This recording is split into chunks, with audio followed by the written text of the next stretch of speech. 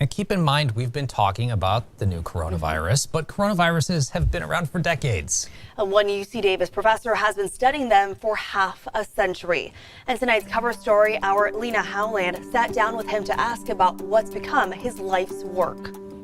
It's been a major emphasis in my life for 50 years. For Dr. Niels Pedersen at UC Davis, the coronavirus is nothing new, specifically a strain found in cats called feline infectious peritonitis, or FIP for short. Which at one time was a relatively uncommon disease, but highly fatal, of cats. And it had a lot of mysteries about it, and those mysteries were intriguing, so I made that my life's work, among a lot of other things. After a half-century dedicated to studying this disease, this 76-year-old doctor was able to come up with a vaccine 2 years ago that's now effectively being used to treat it. That drug is now being used all over the world, and thousands of cats are being treated and cured. A drug he thinks could be used to treat the coronavirus in humans. Basically the same drug that is being advocated now as probably the most promising treatment. But it's a drug that doesn't come cheap to pet owners. The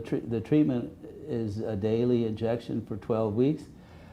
This injection can cost upwards of $10,000. Yet there are thousands of people that have already treated their cats. Still, it's research and legwork he feels is being ignored. It's also strange that a lot of what we know in him, we've learned already in this period of time with FIP in cats, has application for COVID-19, the human disease, but it's just being neglected. And he believes that if a vaccine for humans really is in the works, public health officials don't necessarily need to reinvent the wheel, because, as he says, this is nothing new. That those vaccines have direct application to any vaccine that's going to be developed in the future for humans.